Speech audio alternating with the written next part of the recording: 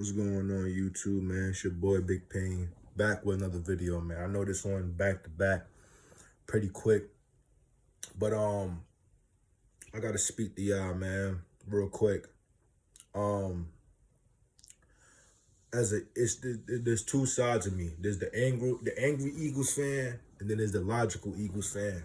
So the first video that I dropped today was leaning towards how I felt about Doug Pederson and the things I didn't like. Let me talk about the things that I do like about Doug Pederson, because we went to the playoffs 3 years in a row prior to this, won the Super Bowl, advanced the next year, lost in the first round off of a dirty hit. I believe we would advance again. And then this year, with the injuries that we dealt with, I believe it was too much at this point. Time and time again, Doug Pederson has rallied the troops and brought us to success, man. And this is giving me Andy Reid vibes. And he's not the play caller of Andy Reid, nor the play designer. But I'm just saying that, are we jumping the gun too quick? These are all things that need to be taken into consideration, because it seems as if since Andy Reid left, if you have a bad season as a head coach, it's like your job is in jeopardy, you're clipped. Like, Jeffrey Lurie is just as trigger happy as the Eagles fans are in regards to head coaches. And this season, if you base it off this season, then, he deserves to get fired. You know what I'm saying? If you just base it off this season, right? But the track record that this guy has, it's like it's like, what's really going on? You feel me? And look at it from this angle as well too. Where is Howie Roseman's name being mentioned in all of this? Because it seems as if Howie Roseman's job is safe. And he only drafted one Pro Bowler since he's been a GM, and that's Carson Wentz. So, however you slice it, Doug Pederson didn't really control the defensive side of the ball, so he didn't draft the Pro Bowler on offense or defense. Howie Roseman is just to blame, but it seems as if Howie Roseman, might have some dirty information on Jeffrey Lurie or something like that, man. And, it's just questions as Eagles fans that we need to ask. You know what I'm saying? Because it can't, like how Doug Pederson is part to blame. You could blame some on the quarterback as well. But I believe this starts with Howie Roseman.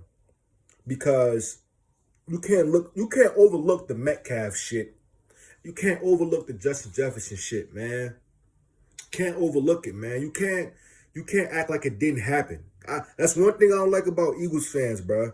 We make it seem like a lot of shit didn't happen this season. We didn't miss out on Brandon Brooks, Lane Johnson, Andre Dillard, Peters. A lot of these dudes, man. It's a lot of different factors that go into a 4-11-1 season. And it don't just fall on one person, man. It don't just fall on one player. It don't just fall on one coordinator. The problem with Doug Pederson is his ability to self-evaluate. You know what I'm saying? I felt as though the reports coming out about the Press Taylor situation, we seen Press Taylor come out and do play calling towards the end of the season. Play calling was still garbage. So the fact that you don't consider Deuce Staley tells me that Deuce Staley isn't a yes man, and he goes against a lot of things that you putting out. So as much as you're able to judge Carson Wentz and bench him, you need to judge yourself and evaluate yourself. And there's reports saying trading him to the Jets, and I just feel as though Doug Pederson has earned the respect and earned the ability to choose his own staff. However, he has to choose the right staff as well.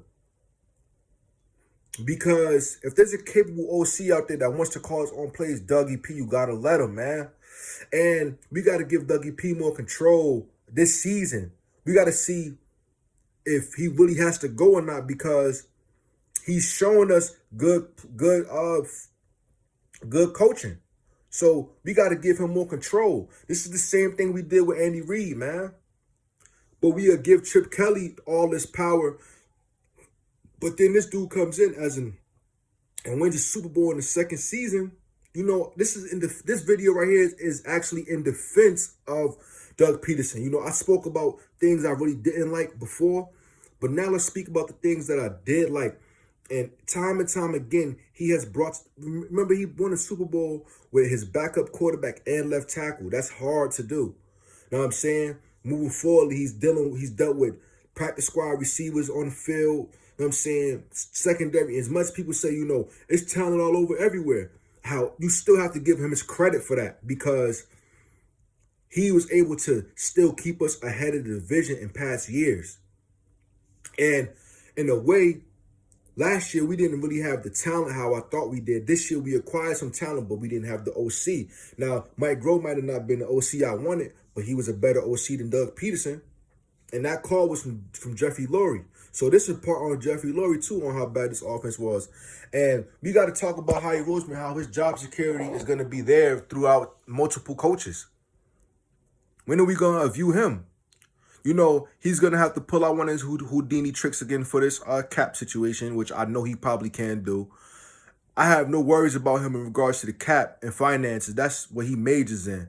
But in regards to evaluating talent, he's ass. So y'all need to do something about that, Jeffrey Lurie. So as much as you go evaluate Doug Pederson and his plan of the future, evaluate his plan as well, Howie Roseman. But how he handled his quarterback situation, he couldn't, like, it was horrible. So it's hard to kind of defend Doug Pederson, because he did the quarterback situation horribly. You know what I'm saying? The way he used Jalen Hurts in the beginning of the season was horrible. He used him like he was Taysom Hill. You know what I'm saying? So Doug Pederson, you got to self-reevaluate yourself.